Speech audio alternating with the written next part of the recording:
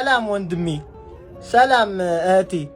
ስለ ማንቸስተር ዩናይትድ የዝውውር ዜና ስለ ዛሬ ልናገር ነው የመጣሁት። ኮፒ ሊንክ አድርግልኝ ወንድሜ፣ ኮፒ ሊንክ አድርግልኝ እህቴ። ዩናይትድ ለፈርናንዴዝ የመጀመሪያ የዝውውር ጥያቄ ሊያቀርብ ነው። ዌስትሃሞች እስከ 80 ይፈልጋሉ ተብሏል፣ ግን ይቀንሳሉ ተብሎ ይጠበቃል። ዴቪድ ኦርንስቲን የእንግሊዝ ታማኙ ጋዜጣ ደግሞ እንግሊዝ ላይ ዘንድሮ ዩናይትድ ከፍተኛ የሆነ ዝውውር በዘንድሮ እንደሚያሳልፍ ተናግሯል። አዲስ መረጃ ካለ አጋራችኋለሁ። ኮፒ ሊንክ አድርጉልኝ። ወዳችኋለሁ።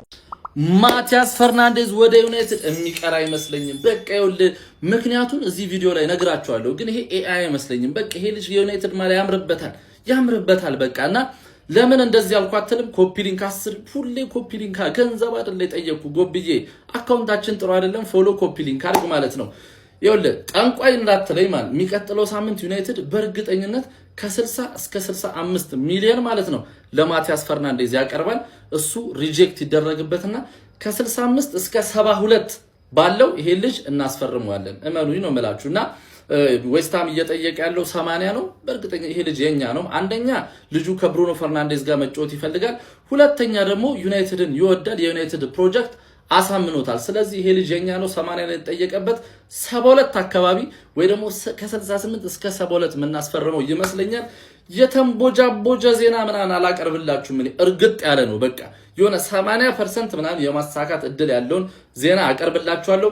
እንዴት ነው የሁሉም ክለብ ይሰራ ወይስ የማንቼ ብቻ? ኮሜንት ላይ ንገሩኝ። ኮፒ ሊንክ፣ ሪፖስት፣ ሼር ይመቻችሁ። ሰበር ዜና በማቲያስ ፈርናንዴዝ ጉዳይ ላይ አዲስ ነገር ተሰምቷል። በመጀመሪያ ግን የማንቸስተር ዩናይትድ የደጋፊነት መታወቂያ ያልተመዘገባችሁ ሰዎች ማለት ነው ባዮ ላይ ሊንክ አለላችሁ፣ እዛ ላይ ቴሌግራም ታገኙታላችሁ። እዛ ላይ ገብታችሁ አስቀምጬላችኋለሁ፣ መመዝገብ ትችላላችሁ።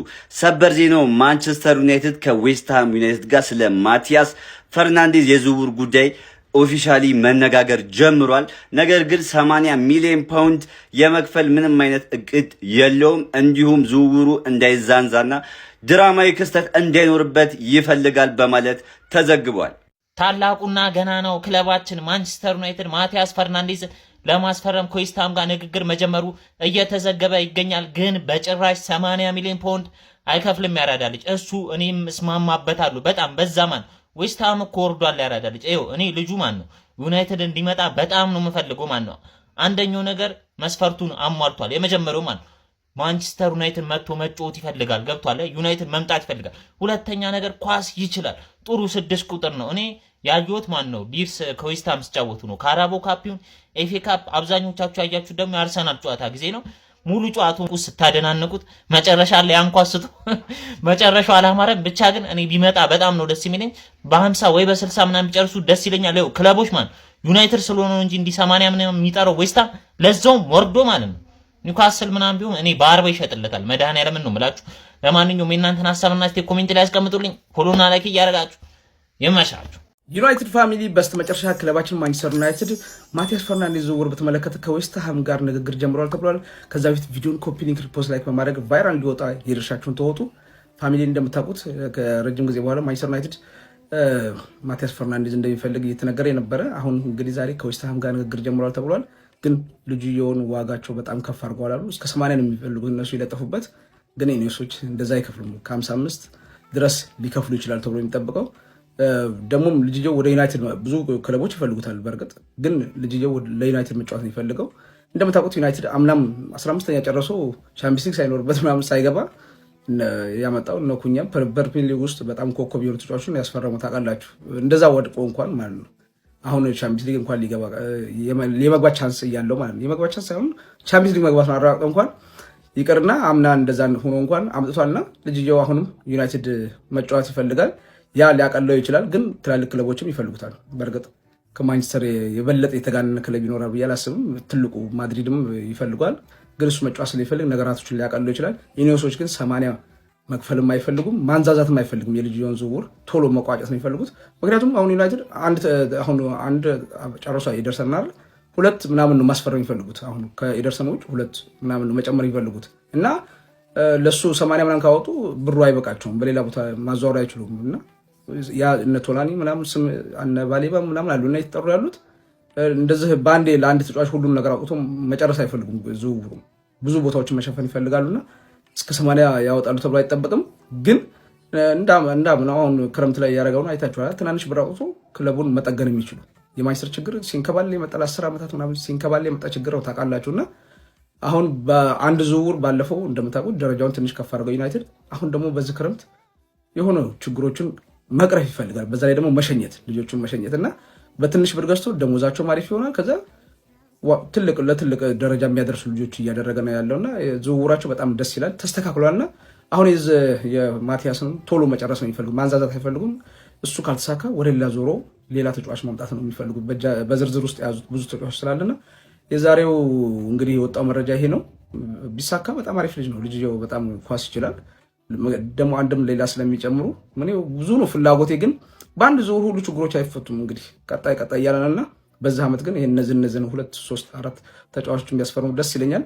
ግን አሁንም በተጫዋቾች ዩናይትድ እየተመረጠ ይገኛል።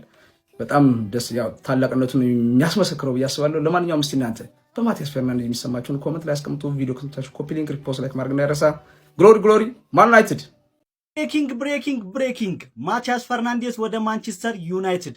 ማንቸስተር ዩናይትድ ከዌስትሃም ዩናይትድ ጋር ቀጥታ ግንኙነት ማድረግ ፈልጓል። 80 ሚሊዮን ፓውንድ ግን ለዌስትሃም ዩናይትድ እንደማይከፍል ግልጽ አድርጓል። ዩናይትድ ዝውውሩ ላይ ማንዛዛትም ሆነ ረጅም ጊዜ መውሰድ እንደማይፈልግ ግልጽ አድርጓል። መዶሻዎቹ ቤት የውስጣዊ ችግር ድርድሩን ሊያወሳስቡ ይችላሉ።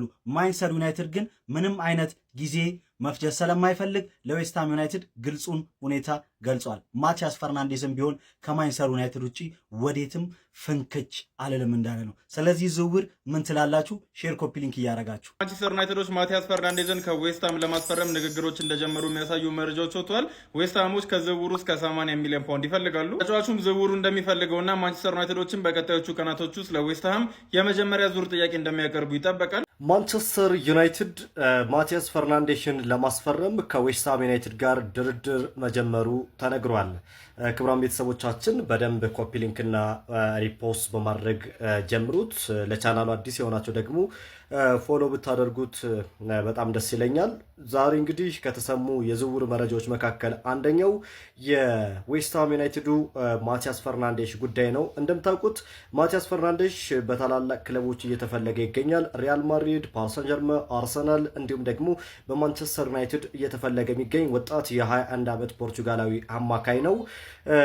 አሁን እየወጡ ባሉ መረጃዎች መሰረት ማንቸስተር ዩናይትድ ከዌስትሃም ዩናይትድ ጋር ድርድር መጀመራቸው ተነግሯል።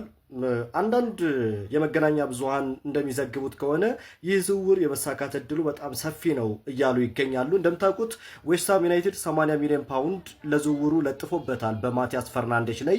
ዝውውሩም የትኛውም ክለብ ተጫዋችን ማስፈረም የሚፈልግ 80 ሚሊዮን ፓውንድ ማውጣት አለበት ብለው ያስባሉ። ማንቸስተር ዩናይትድ ደግሞ 80 ሚሊዮን ፓውንድ የመክፈል ፍላጎት የለውም። ከዛ ባነሰ ዋጋ ተጫዋቹን ለማግኘት አሁን ከዌስትሃም ዩናይትድ ጋር ድርድር መጀመራቸው እየተነገረ ይገኛል። እንደምታውቁት ማንቸስተር ዩናይትድ ኤደርሰንን ከአታላንታ ለማስፈረም ሙሉ በሙሉ ስምምነት ላይ ደርሰዋል። ሌላኛው የአማካይ ስፍራ ተሰላፊ ደግሞ ማቲያስ ፈርናንዴዝ ቀጣዩ ወደ ኦልድ ትራፎርድ የሚያመራ ተጫዋች ሊሆን እንደሚችል እንግዲህ የመረጃ ምንጮች ይጠቅሳሉ። እስኪ ይህ ዝውውር ወደ ማንቸስተር ዩናይትድ የሚሳካ ይመስላችኋል? ኮመንት ላይ ሀሳባችሁን አጋሩን። ማንቸስተር ዩናይትድ እና ዌስትሃም ዩናይትድ ግን ድርድር መጀመራቸው በስፋት እየተዘገበ ይገኛል። ለቻናሉ አዲስ የሆናችሁ ፎሎ በማድረግ ቤተሰብ ሁኑ። ይመቻቸው።